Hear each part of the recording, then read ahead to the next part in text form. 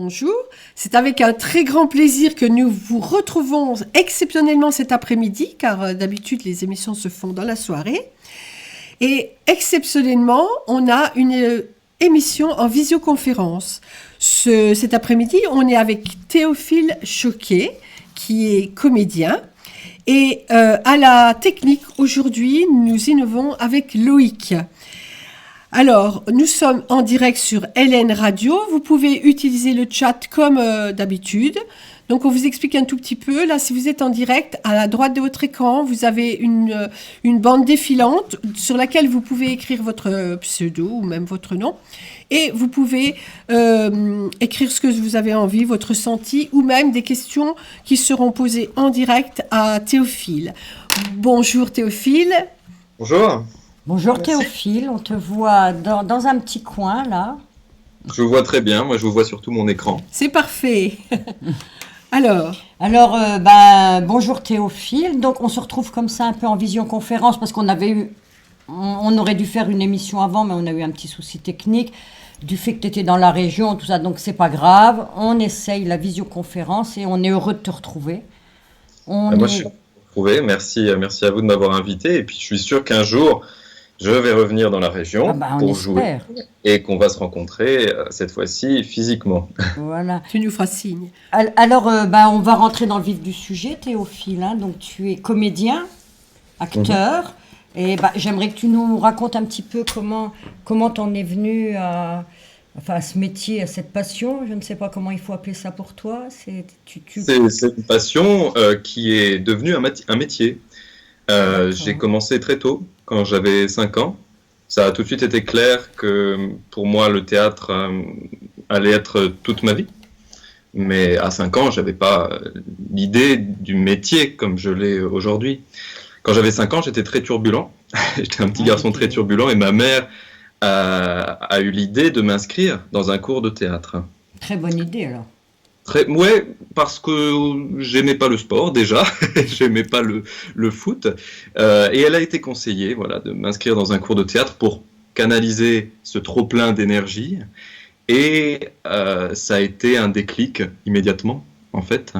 Je me souviens très bien les premiers moments où je suis monté sur scène, et l'effet que ça m'a fait, et qui est toujours resté le même, c'est-à-dire le sentiment d'exister d'une façon complètement différente, et énormément de sensations fortes et uniques à vivre. Voilà, petit à petit, j'ai suivi cette passion. Je suis resté 10 ans dans ce cours, dans cette troupe. Ah oui, quand même. Oui.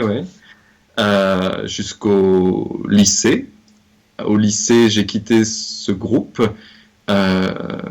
parce que je sentais que j'avais besoin d'évoluer et de changer, et j'ai eu la chance d'être à Metz dans un lycée qui proposait une option théâtre avec la possibilité de voir plusieurs spectacles par mois, avec des cours théoriques et pratiques à la fois.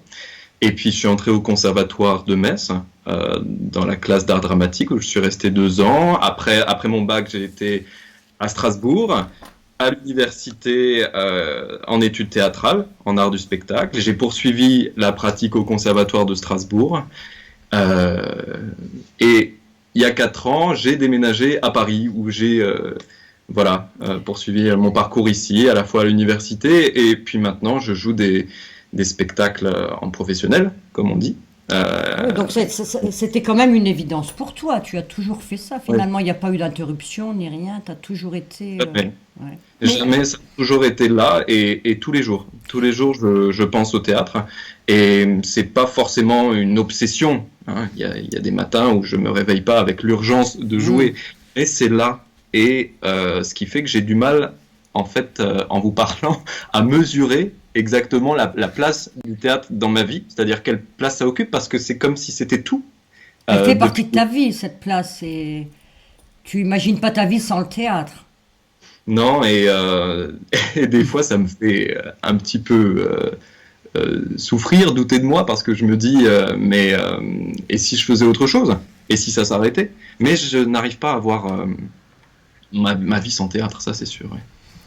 Alors, on va voir quelques photos. On va te les décrire parce qu'on sait que tu ne les vois pas. Donc là, tu es avec Pardon. Non, non, tu es debout avec des épis de blé dans la main. Oui. Alors, ça fait partie de Alors, c'est un quel spectacle, spectacle? C'est un spectacle qui a été donné il y a 1 an et demi, c'est ça, août 2015, en Lorraine, et qui est entré dans le cadre des commémorations du centenaire de la Grande Guerre. Et donc oui, je porte une gerbe de blé, et c'est un texte de Jean Giono que je dis à ce moment-là, qui évoque le quotidien des poilus dans les tranchées, mais d'une façon ironique. Et avec beaucoup de poésie, le but de ce spectacle était de transmettre des textes pacifiques, des textes contre la guerre, dénonçant la guerre. Et c'était une manière, si vous voulez, de faire un pas de côté par rapport à toutes les célébrations qui ont été faites pendant ce centenaire et qui continuent d'être faites, puisque jusqu'à l'année prochaine... Oui, jusqu'en 18. Et justement, en Lorraine et plus encore en Meuse, c'est toutes les semaines, tout le temps qu'on en entend parler. Bras-sur-Meuse, on ne te raconte pas, on est en plein dedans. Voilà. Et souvent, malheureusement, on fait une certaine publicité à la guerre, dans le sens où on rappelle les hauts faits historiques, qu'on met en avant le fait qu'ils se sont battus pour notre liberté. Bon, je me sentais mal à l'aise par rapport à ça. Et aussi par le fait que vous pouvez voir en haut de la photo un morceau ou deux morceaux de drapeau français. Oui, on voit un bout de rouge. Oui, on voit un peu de rouge. Voilà. Ça n'a rien de national ce que j'ai fait, parce que ça mêlait des textes d'auteurs français, d'auteurs étrangers. Et cet endroit, là où je joue, c'était une nécropole, donc un cimetière militaire énorme qui se trouve à Riche, au sud de la Moselle. Et dans ce cimetière, on trouve des Russes, on trouve des Tchèques, on trouve jusqu'à 5 nationalités, je crois. C'était une belle image, alors, de jouer ce spectacle. Pardon de le dire, j'étais mal à l'aise que l'équipe d'organisation mette des drapeaux français seulement. Quand cette guerre était mondiale.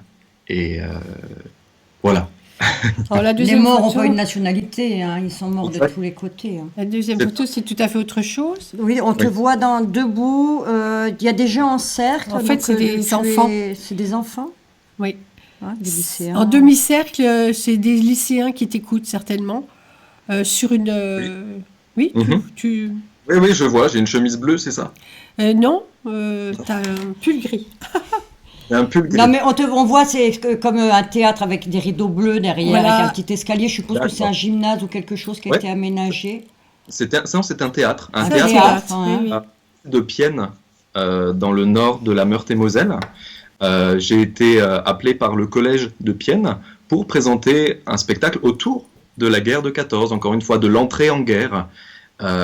Et là, c'était une représentation pour les collégiens.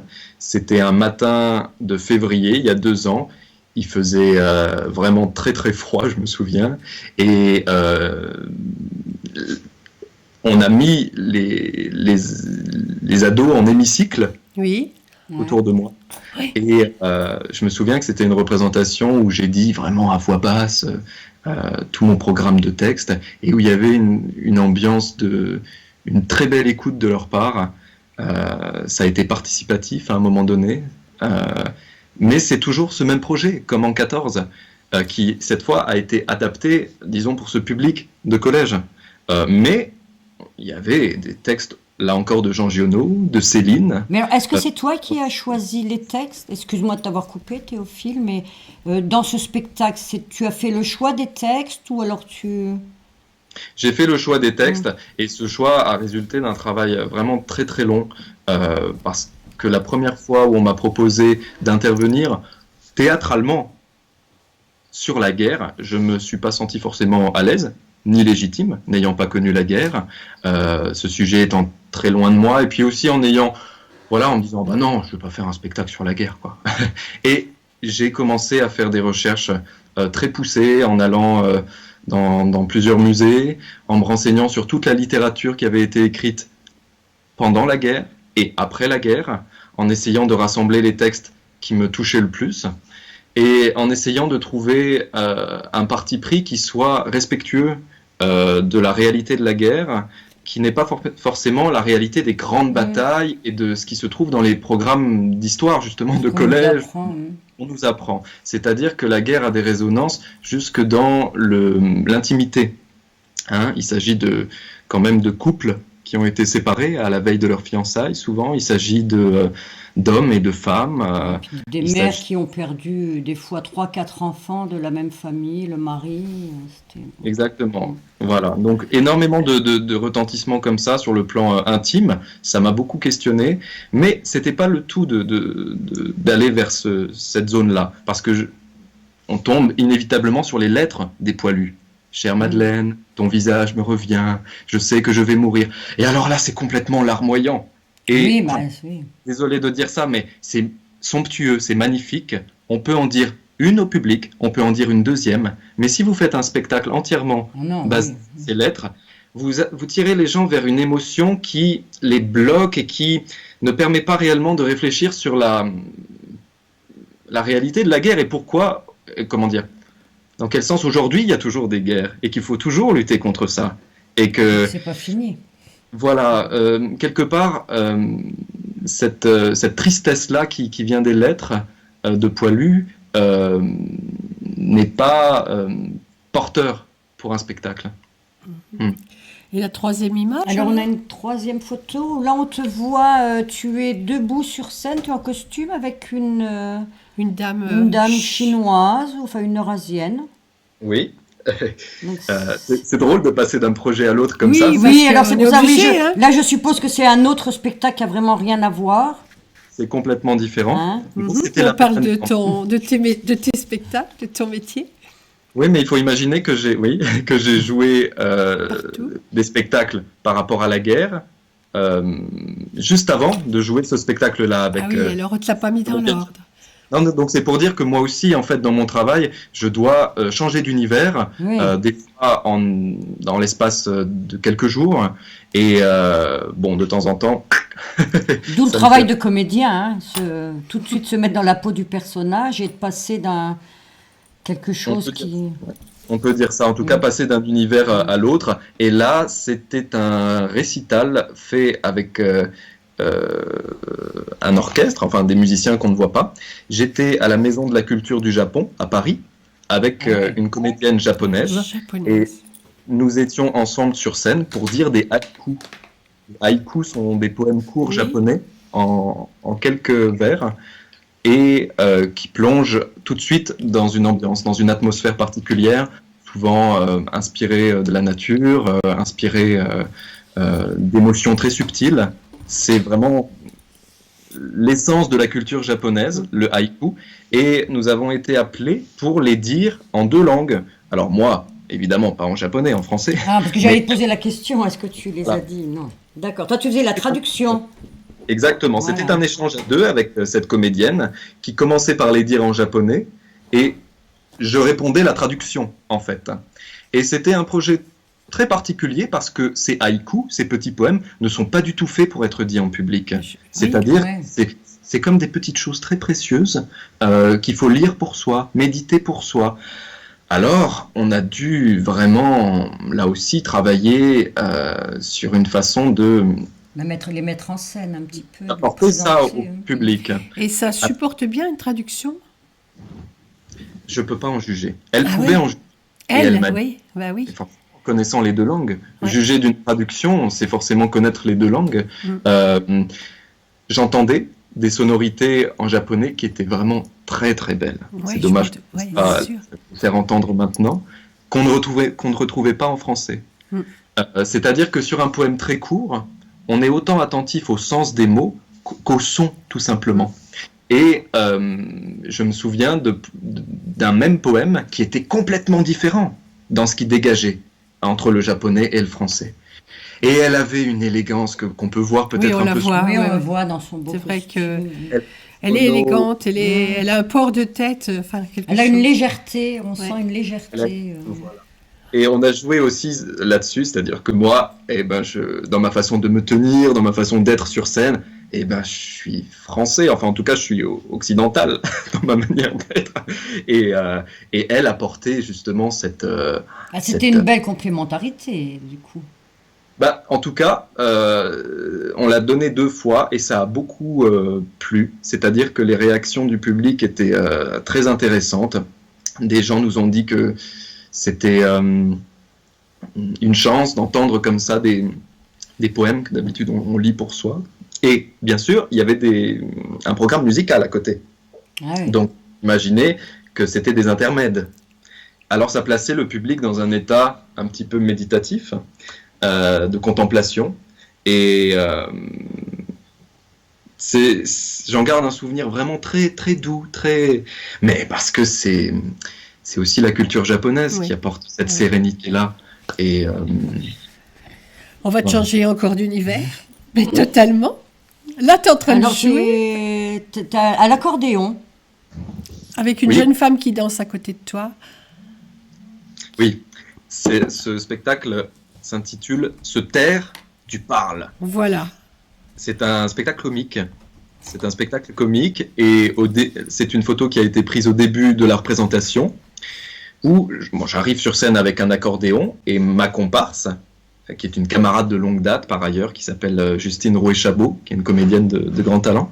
Et on arrive tous les deux sur scène. Ce texte a été écrit. Ce texte a été écrit par un auteur contemporain qui s'appelle Jean-Yves Pic. Il s'appelle Donc, et on en a fait une adaptation.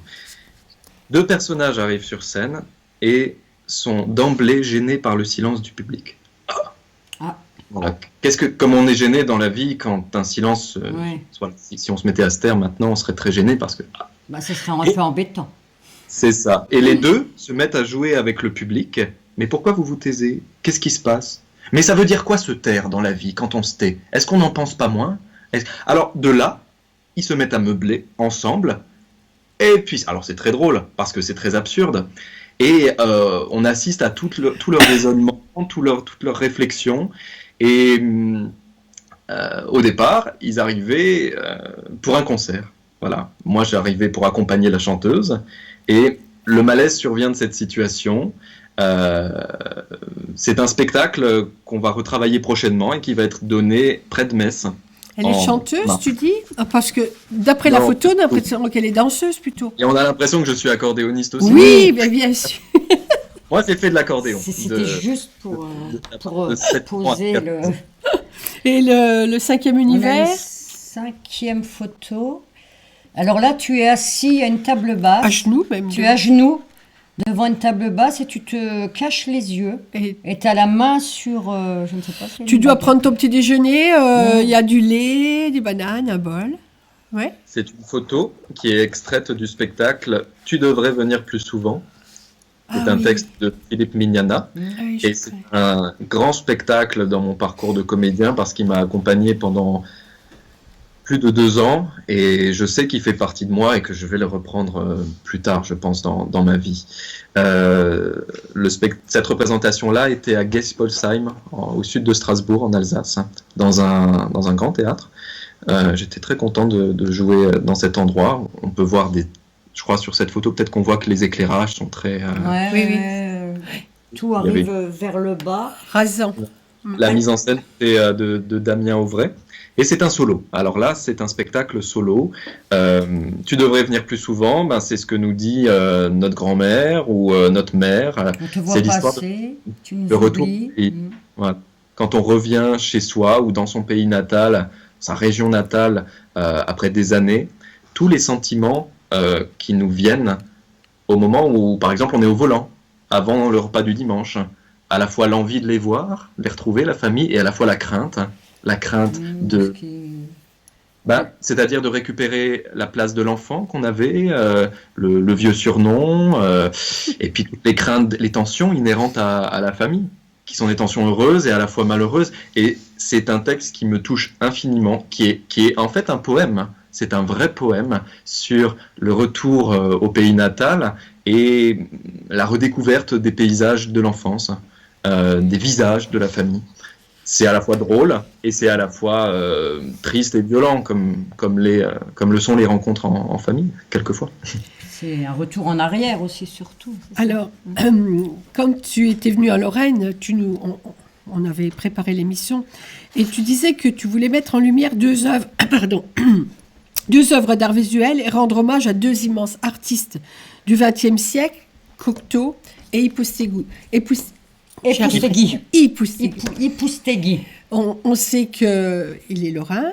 Donc déjà, toi, tu es né en Lorraine. Je pense que tu as un affect spécial déjà pour Ipoustéguy. Cocteau, tu vas nous en parler aussi. Mhm. Alors, Oui. le spectacle, tu avais présenté en Lorraine un spectacle qui célébrait Ipoustéguy. Tu peux nous en parler un petit peu? Oui. Avec une Oui, violoniste. je suis entré l'association. Oh, pardon. Par où commencer? Ça Ah aussi, oui. c'est une aventure extraordinaire. L'aventure, hein? Oui. À Dun-sur-Meuse, Ipoustéguy est de Dun-sur-Meuse. Oui. Ipoustéguy était le plus grand sculpteur français du XXe siècle. Il est encore trop méconnu. Ça tient au fait qu'il n'a pas fait son auto-promotion de son vivant. Mais les passionnés de sculpture le connaissent très bien.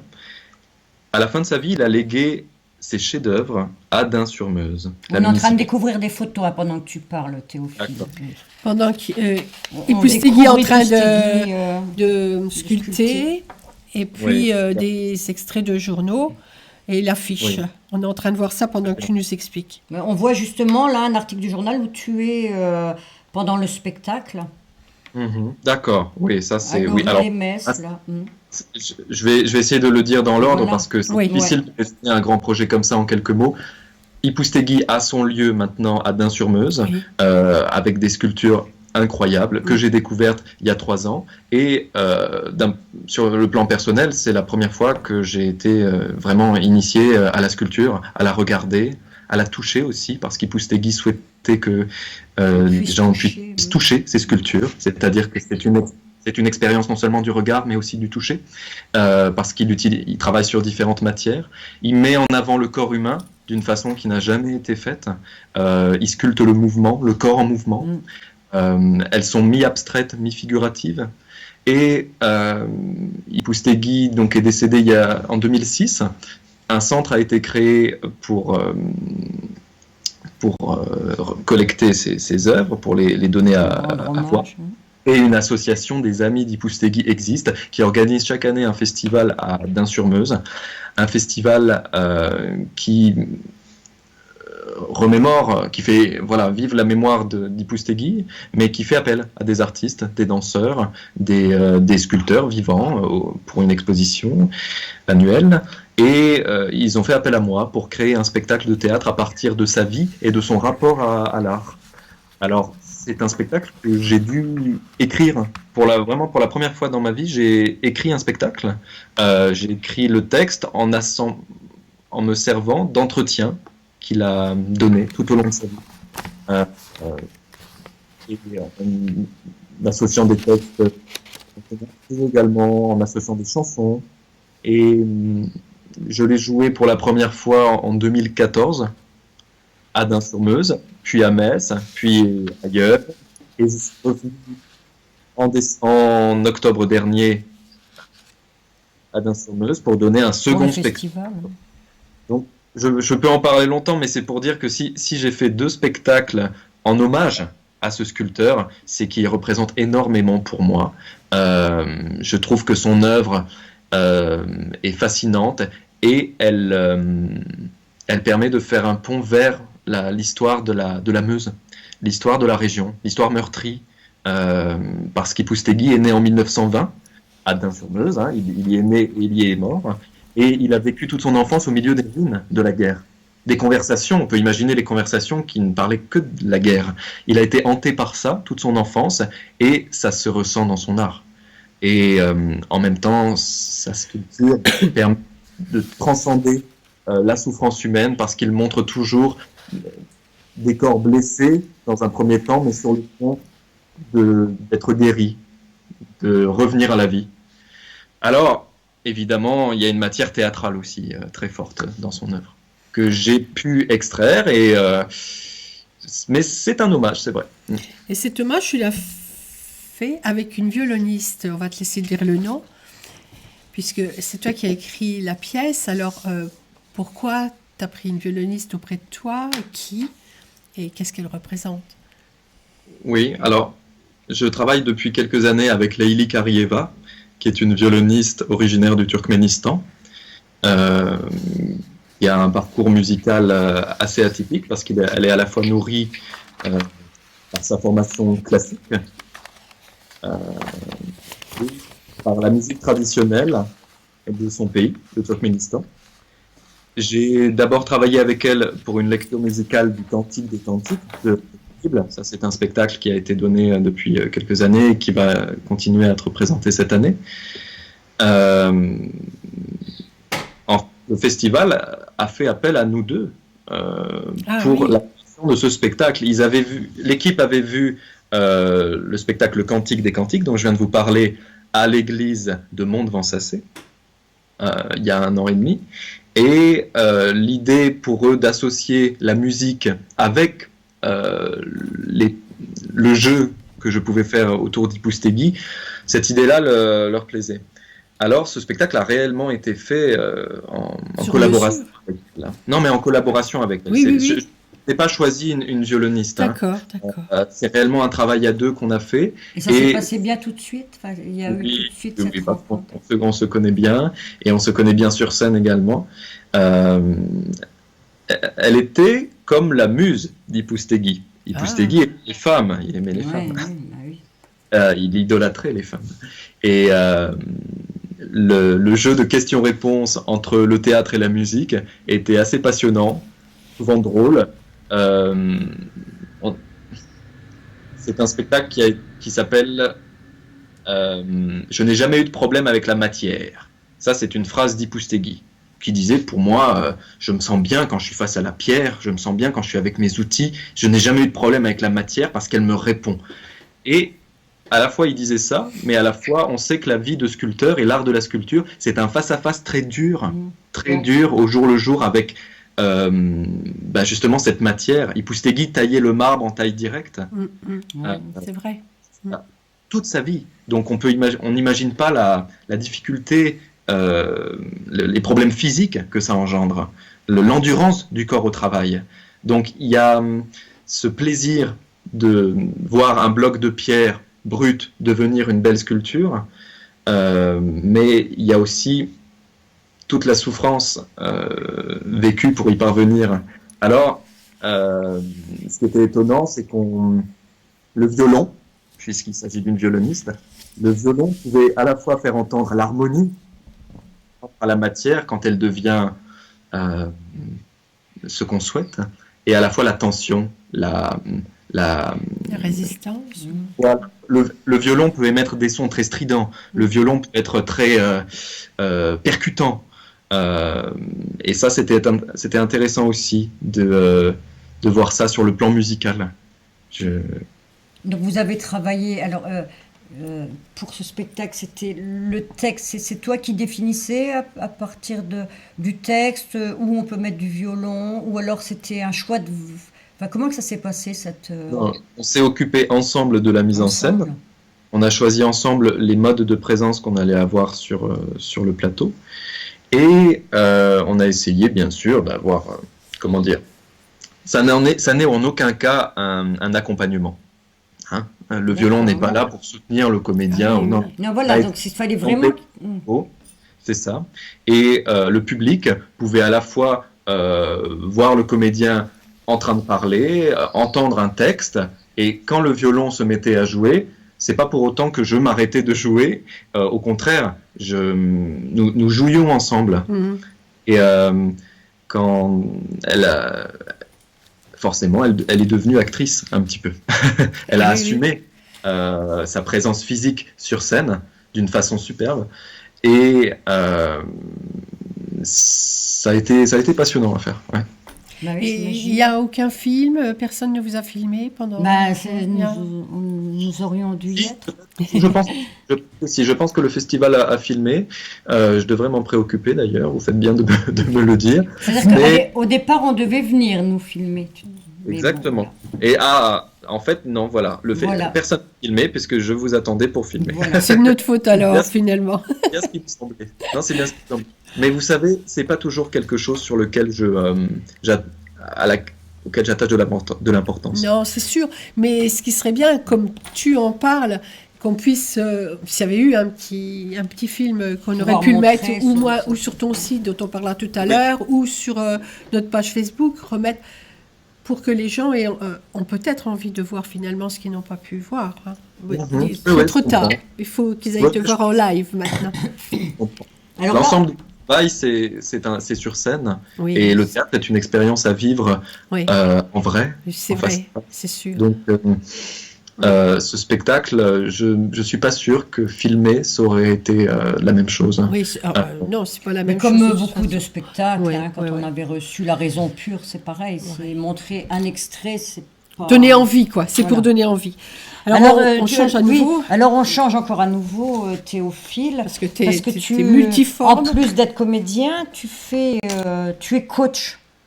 Alors tu es Coach de coach prise de la prise de parole. Oui, Donc, si oui, tu non, peux mais nous il faut en parler que- un petit peu. Oui, oui, non, parce que c'est un mot. Ah bah Mais oui, c'est ça. c'est un mot à la C'est mode. ce mot-là. C'est ce mot-là. J'aide, j'espère aider des personnes à prendre la parole en public. C'est quelque chose qui est venu par hasard dans ma vie, il y a déjà 1 an ou 2. Beaucoup de gens me demandent, mais comment tu fais pour ne pas avoir peur quand tu vas sur scène? Beaucoup de gens pensent que les comédiennes n'ont pas peur et que c'est naturel pour eux de Oui. s'adresser à un auditoire. Alors, la première chose que je dis, c'est évidemment qu'on a peur, évidemment Bien sûr, que oui. c'est toujours présent, le trac, et qu'il faut justement se méfier quand on n'a pas peur, quand on Oui, est trop sûr de sûr. soi. Alors ensuite, des personnes m'ont demandé, mais est-ce que tu pourrais pas m'aider à parler en public? Et je pense que j'ai refusé une paire de fois, tout simplement parce que je me sentais pas capable de transmettre ce que moi-même j'apprenais. Et puis, ce qui s'est passé, c'est que j'ai commencé par aider une personne. Et ça a été efficace. Ça a été efficace. C'est-à-dire qu'en transmettant les exercices que je pratique moi dans mon training de comédien à des personnes, je peux réellement les aider à prendre confiance en elles et à s'exprimer mieux en public. Au théâtre, on travaille pour s'échauffer beaucoup avec la respiration. On travaille beaucoup avec la respiration ventrale. On travaille beaucoup la voix. On travaille beaucoup le lâcher-prise, la détente dans le corps. Et quand je donne des cours collectifs ou particuliers, c'est réellement des cours d'éducation physique, peut-être de rééducation physique, afin d'éliminer ce stress, d'éliminer cette peur. Je veux bien que vous me posiez une question parce que j'aurais peur de dire des bêtises si je suis en roue libre comme ça. Non, mais mais c'était intéressant. On voit des tu nous ados expliquais. allongés. On a vu des photos, justement, d'accord. pendant que tu parlais, on voit des Parce que c'est ça, adolescentes. Là. je vous voyais regarder. Eh ben voilà, on regardait en même temps que tu parlais, il y a des photos qui passent. C'est vrai que Il y en a que deux, hein, des il photos. y a 2 photos. C'est vrai, Théophile, désolé, tu vois pas. On te voit avec un Tu es assis livre. sur une chaise. Donc ouais, tu es t'as en un train livre. de lire. D'ailleurs, on va passer le. Alors d'ailleurs, on va passer un petit film où on va justement te trouver. Toi, on va te voir. On va te voir quand D'accord. même. Prendre la parole. En Voilà, fait. prendre la parole. Tu nous en parles avant ou tu en parleras Après, après? peut-être. Après. Après. Mais c'est Après. savoir Après. si... Complètement différent là. On Quoi, passe- bah, on... Tu sais, on est obligé de faire plein de choses différentes. Tu as tellement de facettes qu'on a été obligé de faire des petits paquets, l'un à côté de l'autre, pour retrouver Théophile. Il est là? Montrez-vous un peu pour voir. Ah, vous voilà. C'est vous. Vous voilà. Vous avez fait bon voyage. Pas de pépins. Oh, c'est vous. Oh mon Dieu, vous voilà. Vous voilà. Oh mon Dieu, les voilà. Alors, vous voilà. Oui, c'est nous. Oh mon Dieu, oh quelle joie. Ainsi c'est vous. Vous voilà. Ben oui, c'est nous. On n'y croyait plus. Depuis combien de temps déjà qu'on sait pas? Oh, ça. Eh ben dis donc. Dis bonjour. Bonjour, bonjour. Bon voyage, hein? Pas de pépins? Oh oui, parfait. Mon Dieu, depuis le temps. Vous n'avez pas changé, hein? Bah, pas changé, impossible. Vous n'avez pas changé. Vous non plus, vous non plus. Je comprends bien, vous débarquez. Ah, toi, je te reconnais. Et moi, tu me reconnais? Et moi alors? Oui, oui, je te reconnais. Tu me reconnais? Oui, oui, je te reconnais. Et moi, tu me reconnais? Et moi alors?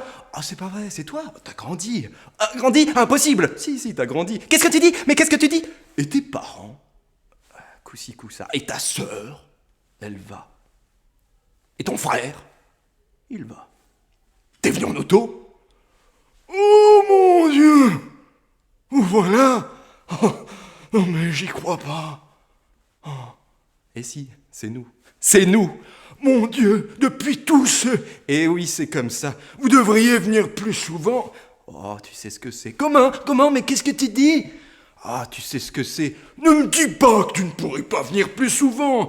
Ah, tu sais bien ce que c'est. C'est toujours ce qu'on dit. Hein, c'est toujours ce qu'on dit. Ah, tu sais bien ce que c'est. Il faut venir plus souvent. Mon Dieu, depuis tout, ça fait... Oh, ça me fait peur de compter. Oh là là, ça fait une paye. Depuis combien de... Oh, j'ai pas compté, hein. Oh, j'ai pas compté. Ça fait combien de temps que... Un bail. Oh, un revenant. Dis donc, il y a combien de temps que tu... Ça fait combien de temps que tu pourrais venir un peu plus souvent, hein? Mon Dieu, depuis tout, ça fait... Oh là là, m'en parle pas. Ça fait une paye. Depuis combien de temps que tu n'es pas venu? Oh, tu ressembles à ta... Tu l'as déjà dit. Ah, vous voilà. Vous voilà. T'es venu en auto, hein? T'es venu en auto. Tu pourrais venir plus souvent? T'es venu en bagnole? Ne me dis pas que tu ne pourrais pas venir plus souvent? Ah, si je comprends bien, vous débarquez? Oui. Alors, on retourne, on fait un petit tour en arrière, on revient au spectacle Tu pourrais venir plus souvent. Donc Tu là... devrais venir plus souvent. Pardon? Tu devrais venir plus souvent. Oui? Ah oui, tu pourrais, j'ai dit. Excuse-moi. Tu devrais venir plus souvent. Donc là, on te voit vraiment en pleine action et je pense que ça va donner beaucoup d'envie à beaucoup de gens de venir te voir. Et Oui, mais quand j'entends ça, ça me donne envie de le rejouer. Bah, de le rejouer déjà parce que je trouve pas ça bien du tout. Ah bon? Ah bon? Ah bah, ouais, non. on n'aime pas se regarder, généralement. Ouais, et bon, en plus là j'ai entendu seulement le son du coup. Ah oui, t'as pas oui, tu l'image. t'es pas vu. C'est ce que nous, avec Mais- toute l'expression que tu donnes, c'est parfait. Ouais. C'est un passage très difficile, il faut dire, du texte. Donc ça demande une vraie concentration et en même temps, il faut. Vous avez entendu ce rythme implacable. Ah oui, oui. On entend toutes les voix de la famille. Oui. On peut imaginer le grand-père, on peut imaginer la belle-sœur, on peut imaginer presque une dizaine de voix. Et bon, c'est un peu un moment de bravoure. C'est un sacré boulot, ce que j'allais dire. Là, J'ai l'impression que je l'ai jamais fait comme je voudrais le faire. Comprenez? C'est ça aussi qui maintient l'envie. Oui, mais on est toujours perfectible et en fait, on le fait en fonction du jour et du moment, je crois, non? Comme on est le jour-là et tout ça, de toute façon. Le théâtre relie en permanence à Au l'état direct, présent. quoi. Oui, à la présence. Direct. Oui. Donc c'est vraiment une activité du sentir, du ressenti. Mhm. De l'actuel. Alors, juste pour faire une petite transition encore, Tu on as a un ami sur le chat qui s'appelle Julien Alvarez et qui Julia. dit... Julia. Julien, non? Julian Alvarez. Julian, voilà. Ah, bah, c'est vrai, pardon. c'est nettement mieux. Et il dit Teofilo perfetto. À mon C'est avis, de un l'espagnol compliment. alors. Bon, oui, pour nous, c'est un compliment. Bah, c'est gentil. Ouais. Ah bah oui, Merci. perfetto. Gracias. Gracias. Alors, on va retrouver autre chose encore qui est vraiment une de tes facettes. C'est, à un moment donné, tu t'es tourné vers une danse, mais une danse spéciale qu'il va falloir que tu nous fasses découvrir parce que je pense que pas beaucoup de personnes la connaissent Puis, et tu qui seras bien s'appelle placé pour en parler. Buto. Le bouton, oui. Le Buto. Buto. Oui, Buto ou Buto, on peut dire les deux, je pense. Je dis Buto parce que je l'ai découverte en particulier avec des Japonais. Et ils le prononcent de cette façon. La danse Buto est une danse contemporaine japonaise très particulière. Ça n'est pas une danse décorative où ça peut être chorégraphié, mais pas toujours. Disons que euh, comment j'ai découvert le Buto, j'ai toujours voulu danser, mais j'ai toujours eu euh, peur de danser. Je me suis toujours senti mal à l'aise par rapport au regard des autres, par rapport au fait de m'exposer dans le mouvement. Et la danse classique ne me convenait pas, et les danses chorégraphiées où il fallait reproduire un modèle extérieur, imiter un mouvement extérieur, ne me convenaient pas. Et j'ai été initié au Buto, qui est une danse libre. On danse à partir de qui on est, à partir du corps qu'on a. On suspend son jugement, on suspend cette petite voix qu'on a dans la tête, et on devient attentif aux mouvements les plus infimes du corps. Ça demande une concentration extrême. C'est une danse d'une très très grande rigueur, vraiment, parce que ça s'étale dans le temps. Quand on travaille le Buto, on travaille sans s'arrêter très longtemps, mais c'est une danse complètement libre qui permet d'aller sonder au fond de soi Et des là, on zones. voit des photos, hein, je te coupe, où Oui, tu es dans les bois, hein, vous êtes dans les bois, tu es avec quelqu'un qui porte une souche, enfin, un oui. morceau de bois. C'est une performance que j'ai faite au Brésil l'année dernière, mais qui n'est pas complètement liée au Au Buto. Je bouton, pourrais pas d'accord. associer ça au Buto. Mais en tout cas, en quoi ça m'a apporté quelque chose? Ben, tout simplement, ça m'a libéré du mental et de la trop présence de mon cerveau, de Ouais. l'intellectualisme dans le jeu. Savoir se libérer complètement, quoi, sans Exact. tabou, Bien sans... que, bien que Libéré de tu, l'envie de bien faire. tu dis Hmm. que à chaque mouvement correspond une métaphore ou un symbole. Donc, obligatoirement, tu es quand même dans le mental tout en faisant des mouvements. Pendant le premier stage, workshop de Buto que j'ai fait en Allemagne, avec la compagnie justement du Brésil, que j'ai rejoint au Brésil, Tan Teatro, stage était fondé sur l'approche de Kazuo Ono, qui est le maître japonais Hmm. du Buto. Et Kazuo Ono avait l'habitude de donner des symboles. Par exemple, pendant ce premier stage, on a dansé longtemps le foetus, le retour à l'état de foetus, la vie intra-utérine dans le ventre de sa propre mère, et danser la relation avec sa mère. Alors ça paraît très abstrait comme ça. Et après 2 heures de danse, ça peut paraître toujours aussi abstrait. Parce qu'il ne s'agit pas d'imiter la position du foetus, il s'agit d'intérioriser cette image, de sentir quelque part l'énergie du symbole qu'on nous soumet, danser un chien, danser le mouvement d'un arbre, danser. Pour vous dire la liberté de cette danse, elle se sert de tous les éléments de la vie, le monde végétal, animal, le monde des symboles. Mais danser un chien, ce serait pas nécessairement halter comme un chien, mais ce serait davantage retrouver dans son corps, pas dans son esprit, Hmm. l'énergie du chien, quelque chose de l'énergie d'un chien, de sa manière d'être au monde. Et c'est aussi une transformation. Ça s'apprend. Oui, ça s'apprend. C'est une danse, vous avez vu les efforts que je fais pour la définir. Ben oui, C'est, Et oui, c'est une danse qui échappe à toutes les définitions. Euh, parce que ça parce reste que- quand même très personnel. Enfin, ça demande beaucoup de l'interprétation. soi, d'interprétation. Je veux dire, comme tu dis, il n'y a pas de geste à faire, à copier. C'est toi qui le ressens. Oui. Ça s'apprend parce qu'une personne guide toujours les Oui, bien stages. sûr. Bien. Et de quelle façon elle le guide? Eh bien, en ayant un regard attentif sur tous les danseurs et en nous demandant en général de garder une grande tension dans le corps. Ça se voit tout de suite quand il y a une relâche, quand par le corps on voit tout. Et c'est ça que j'ai appris avec le Buto. Avant, j'en avais pas réellement conscience. Bien sûr, le corps compte toujours pour un comédien, la bonne posture, la bonne présence en scène, mais la réelle présence à soi et au monde qui nous entoure, je l'ai découverte via le Butoh. Et ça s'apprend, bien sûr, ça s'apprend en regardant les autres. Ça, c'est quelque chose dont on n'a pas parlé, mais le métier de comédien, c'est autant regarder, voir les autres, en tirer des conséquences que faire soi-même. Voilà, on apprend autant. Il vous laisse une liberté ou est-ce que vous avez envie de lui faire plaisir au guide? Parce qu'il ne faut pas tomber là-dedans non plus, je pense. C'est très difficile. Hein? C'est individuel. Oui. Et on n'a pas à plaire Voilà. au professeur. Oui, voilà. C'est ça qui a été une vraie révolution Ça, c'est pour moi. bien, oui. J'ai toujours voulu jouer pour satisfaire quelqu'un.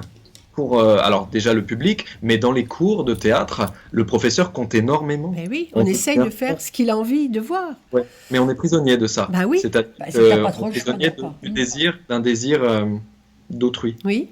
Euh, Donc là, c'est une libération, on va dire. c'est une libération parce que ça peut durer très longtemps. La nudité n'est pas un tabou, n'est pas obscène. L'exploration de l'espace est libre. C'est-à-dire, il n'y a pas besoin de préciser qu'est-ce que c'est cette liberté, parce que si on précise, c'est oui, plus... voilà, c'est ça. C'est C'est vraiment difficile. On va voir un mini-film sur une de tes performances, on va dire, entre guillemets, dans les arbres. En parle-en avant le film, si c'est possible. Oui. Alors, si je comprends bien, c'est... ok, j'ai une chemise verte. On ne sait pas parce que le film, on l'a pas. À mon avis, à mon avis, c'est la ça, performance. Le petit bout, c'est toi qui nous l'as donné, le film là. Mhm. Un tout petit bout de film qui dure 1 minute et demie. Et tu nous as donné le petit bout de film dans là. les arbres. C'est une performance où tu es dans les arbres. Dans les arbres. Ok, je vois de ce dont il s'agit. C'est une performance que j'ai réalisée l'année dernière au Brésil, pendant la résidence artistique de la compagnie Tam Teatro. Et l'idée là est de danser en plein air, mais de danser en étant relié à l'environnement de la nature. C'est-à-dire que cet arbre est devenu un partenaire au même titre que pourrait l'être un acteur, une actrice, une violoniste. Et cette performance s'intitule Du Mirabellier à la Goiabeira. Le Mirabellier, c'est l'arbre de chez nous. Oui, alors on va la voir. Alors, on trouve, Et la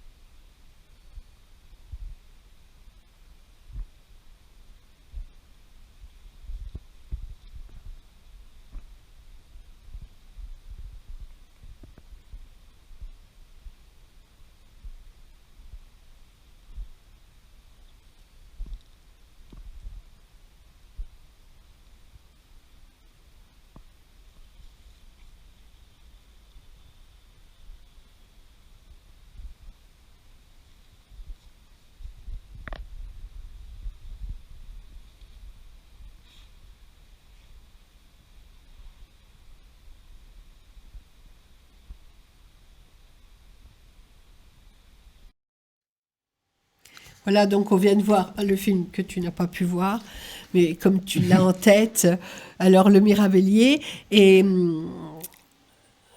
Je ne sais plus ce que je voulais demander.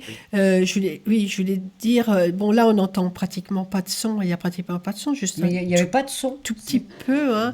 Il y avait de sons. Non, À un moment donné, il y avait un poème que j'ai pu dire. Mais non, il n'y avait pas forcément de son. Donc voilà, c'est Il vraiment, n'y a pas besoin de son. c'est vraiment une communion entre toi et l'espace où tu te trouves, quoi. Ouais, ouais. C'est vraiment... On continue, on Bah, avance, on avance. continue, c'est-à-dire qu'il y a quand même beaucoup de choses différentes et on est obligé de passer Du coq à l'âne. du coq à l'âne ou du Extérieur. mirabellier au... Alors, voilà, je cherchais le mot, merci Théophile. Alors là, on passe à un complètement différent, c'est que tu as rendu hommage aux vitraux de Jean Cocteau. Alors pendant un spectacle qui s'appelait L'homme au bras levé. Alors là, on voit, Alors là, l'image. on voit l'image, hein, donc c'est dans la cathédrale, il faut le préciser, C'est l'église Saint-Maximin voilà, de à Metz. l'église, pardon, pas la cathédrale, voilà, où À on Metz. trouve les vitraux de Jean Cocteau. Bah alors, écoute, on va te laisser la parole parce que je vais... Le dernier chef-d'œuvre de Jean Ah, Cocteau. superbe, On ne superbe. connaissait pas assez. Pendant des années, la ville de Metz n'a pas assez valorisé ces vitraux. La ville de Metz et les déchets, bien sûr. Et les choses ont changé depuis quelques années parce qu'un critique d'art, Christian Schmitt, s'est intéressé à ce chef-d'œuvre et en a écrit un livre qui fait vraiment autorité, qui est somptueux. Et sa recherche a permis de décoder tous les symboles présents dans ces vitraux. J'invite vraiment toutes les personnes qui passent à Metz ou qui ont la possibilité d'aller voir les vitraux. C'est absolument passionnant. De la même façon que je me suis rendu sensible à la sculpture avec Ipoustéguy, je ne regardais pas les vitraux dans les églises. Franchement, pas tellement. Et à partir de cette rencontre avec Christian Schmitt, qui est un passeur, à l'entendre parler des vitraux, vous êtes immédiatement fasciné par l'histoire, le contexte de la création. Et ben voilà, je suis devenu touché par le verre, par la couleur et la lumière qui s'en dégage. Et il a écrit une pièce de théâtre à mon intention, que j'ai créée au mois de septembre. Alors, il faut imaginer que cette pièce racontée... elle va être redonnée, d'ailleurs, je viens de l'apprendre hier. Elle va être redonnée le 26 et 27 mai dans l'église. C'est un spectacle vraiment particulier qui demande beaucoup de travail. Les vitraux sont éclairés de nuit de l'extérieur et le public assiste à... Enfin, c'est très féerique. Et je suis là à la fois comme Jean Cocteau revenant sur son lieu de travail et à la fois, bon, c'est une figure un peu floue, je donne à entendre l'histoire de ces vitraux qui ne sont pas liés à la Bible, à l'histoire de l'Ancien ou du Nouveau Testament, pas du tout. Jean Cocteau fait évoluer toute une symbolique qui vient de la mythologie païenne. Jean Cocteau restitue un rituel chamanique. Et c'est un spectacle très visuel, très physique, où je danse, où il m'arrive de crier, où il m'arrive de me déplacer. Le public se déplace d'un endroit à l'autre de l'église pour voir différents vitraux. Et le spectacle est assez mystique, je dois dire, mais c'est un voyage. C'est un voyage dans l'univers du rêve. Et Jean Cocteau était un rêveur, un enfant. Tu t'es laissé pousser les cheveux pour le spectacle, parce que là, il y avait une photo, c'est... On te voit, la métamorphose. Hein. C'est la métamorphose totale. Pas spécialement. Non. Mais c'était une question, hein, parce que quand... Et puis... Non, mais je sais que j'ai utilisé mes cheveux longs. C'est-à-dire que dans mon mouvement de danse, par exemple... Tu les utilises, bah oui. Oui. Tu as joué avec. Je jouais avec, exactement. Je me sentais complètement différent, avec eux sur scène. Ça, c'est étonnant, ça. Oui. Mais, principalement, j'avais un maquillage que vous pouvez Oui, voir. on l'a vu sur une un photo. grand trait vert. Sur les yeux, sur les paupières. C'était une torture à réaliser. Et personnellement, j'aime pas être maquillé, mais bon, il faut bien le faire. Quand le spectacle le demande, il faut faire un maquillage particulier. Et je me suis inspiré de Jean Cocteau, qui l'avait fait lui-même dans un film, Orphée, le testament d'Orphée. Ah oui, oui. Et on te voit d'ailleurs tes pieds Tes nus. pieds nus, C'est oui. plus de beaucoup de la danse, ça a l'air. Oui. Hein, là, Euh, le c'est- corps est. Voilà, le fait d'être pieds nus, c'est-à-dire d'assumer le corps tel quel, ça compte énormément aujourd'hui pour moi.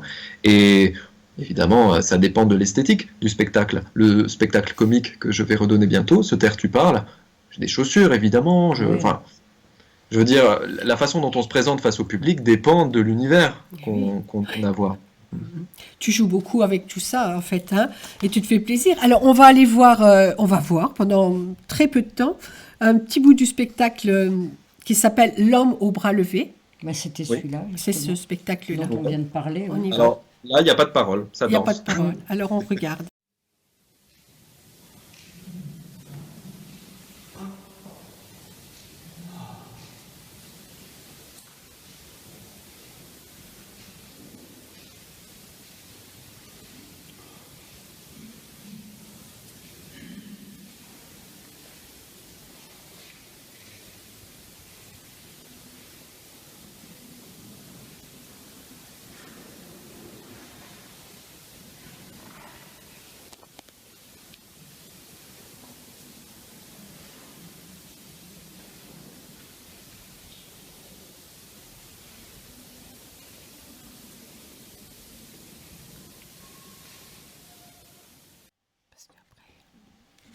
Voilà, on est à nouveau Ben, en direct. nous voilà sortis de l'église. Eh ben écoute, je regarde l'heure là, je suis un peu étonnée, j'ai pas vu le temps passer. Écoute, c'était vraiment très passionnant. On va te demander un petit peu là, donc tes projets, ce que tu es en train de faire, ce que tu Va faire. vas faire. Dans l'immédiat, je ne vais pas monter sur scène. Ce sera à la fin du mois de mars, la reprise de ce spectacle comique dans la région de Metz. Ensuite, je donnerai un récital piano-poésie à Paris avec une pianiste qui va jouer un programme autour de Chopin et la poésie et la littérature seront autour de Chopin et des auteurs de son temps. Et tout au long de l'année, je vais donner différents récitals. C'est une forme qui me plaît beaucoup, qui associe donc la musique et le jeu d'acteur. C'est ainsi qu'à la fin de l'année, je travaillerai avec l'Orchestre de Normandie pour une tournée autour d'un roman qui s'appelle Rosa Candida, d'un auteur scandinave qui s'appelle Olavsdottir, dans plusieurs villes. Et c'est la forme de spectacle qui me passionne en ce moment. Et à part ça, je suis intéressé d'écrire. J'ai un travail d'écriture en cours depuis déjà pas mal de temps. Sans originalité, ce sera sur le travail de comédien, sur les impressions que j'ai pu avoir au cours de... Plus une biographie. Ce ne sera pas mes mémoires, ce sera... Pas tes encore. mémoires, papa. Pas encore. Et forcément, comment dire, j'ai toujours eu l'habitude de tenir un journal. Un journal de travail, carnet de bord, quoi. Et je vais me servir de beaucoup de notes que j'ai prises dans le passé pour construire une réflexion autour du comédien. Et vous avez pu voir, les personnes regardant l'émission ont pu voir que je fais des choses très différentes, qui semblent parfois n'avoir rien en rapport. Et justement, je compte écrire pour tracer ce lien, voilà, qui est concret pour moi. Ce C'est-à-dire fil quand je conducteur. Une autre, c'est très concret. Pour moi, j'ai l'impression de faire la même chose, mais j'ai envie d'expliquer que la situation des comédiens aujourd'hui, c'est justement d'être des couteaux suisses et de découvrir, d'aimer aller vers l'inconnu. Eh ben, voilà un beau projet, hein. Écoute, j'espère qu'en tout cas, ça t'a permis un petit peu de pouvoir Parler de ce que tu t'exprimer un as petit peu, puis de parler de ce métier. C'est vrai, on en parle rarement, rarement le temps d'exposer un petit peu, voilà, c'est tout ce travail. On agit et on a du mal de parler de ce dont on fait. La phrase n'est pas correcte, de ce dont on agit. Mais Écoute, on va te remercier. Ce petit exercice, ça m'a beaucoup plu et j'espère que ça a plu à ceux qui nous regardent. Et Ben écoutent. voilà, bon, sachant que, voilà, on aurait préféré naturellement t'avoir à côté de nous, hein. Ce sera la prochaine Théophile, fois. donc voilà, on te dit quand même à une Serrez prochaine vos bras. fois. Mais avant, on va remercier. Alors évidemment, on te remercie parce que il a fallu que tu te connectes déjà avec la technique il y a quelque temps pour tout essayer pour que ça marche. Donc on en profite pour remercier Loïc qui a assuré parce que lui il n'a pas l'habitude de travailler avec nous, donc il s'est plié à tous nos Puis que c'est vrai nos que besoins. nous sommes un peu chiantes, il faut le dire. On va pas le dire du tout, c'est pas vrai. Et comme les autres artistes font toujours remplissent nos livres d'or, donc comme toi tu es loin, tu nous as proposé tout à l'heure de remplir toi-même les D'écrire livres et de d'or nous- et de nous les envoyer en message privé, si bien qu'on pourra les mettre nous quand même sur la page Facebook de l'œuvre à nu. Donc le replay de cette émission va avoir lieu dans D'ici quelques quelques heures, hein, heures. bientôt. On va tout de suite le mettre sur notre page Facebook de l'œuvre à nu.